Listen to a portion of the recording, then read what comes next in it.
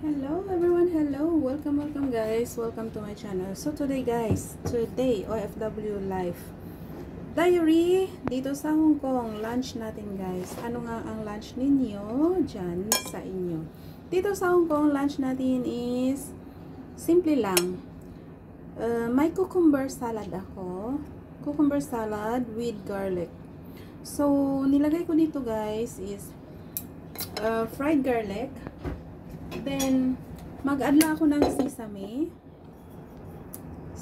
oil.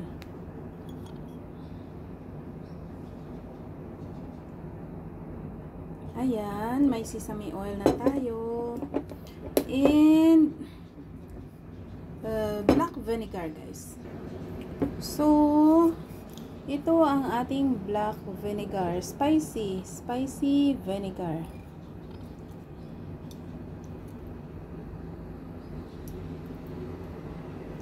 Okay. So, kompleto na ang ating salad and ready to eat na. So, cucumber salad guys. Cucumber salad.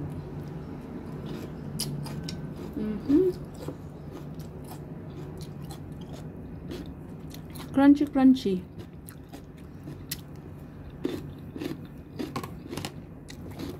Masarap pa ito kapag may ano siya guys, may coriander leaves. Yes, coriander leaves. Pero dahil wala ako or hindi ako nakabili, kaya pagtsagaan muna. Ito muna, garlic, black vinegar, and sesame. And ang pares niya is cold na baby pig leg. Tingnan nyo guys. Dala ito ni boss. Yes. Para sa akin. Spicy ito siya guys.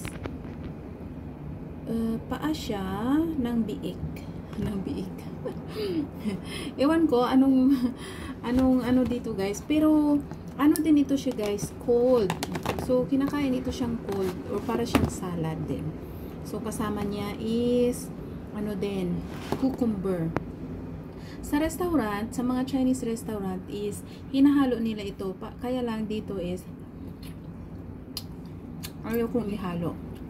So separate ito siya, which is spicy din.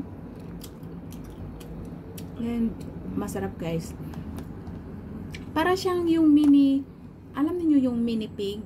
Siguro yan siya guys. Kasi maliliit yung mga paa. Look at that. Super. Pero looks yummy guys. Taste yummy na rin.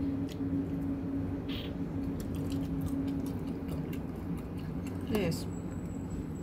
So, isa yan sa ating lunch. So, may cucumber tayo. And, ayan. Then, ang main dish natin. Main. So, carbohydrates natin guys is taro. I stir-fried it in ano din, spare ribs. Yan siya. So, ito ang carbo natin guys. Then, may fish tayo. Diba? So, perfect na ang ating lunch. So, lunch na isang OFW dito sa Hong Kong. Maraming salamat ulit sa walang sawang suporta. Big shoutout to all of my channel members. Please do visit my Facebook page. Thank you again for watching.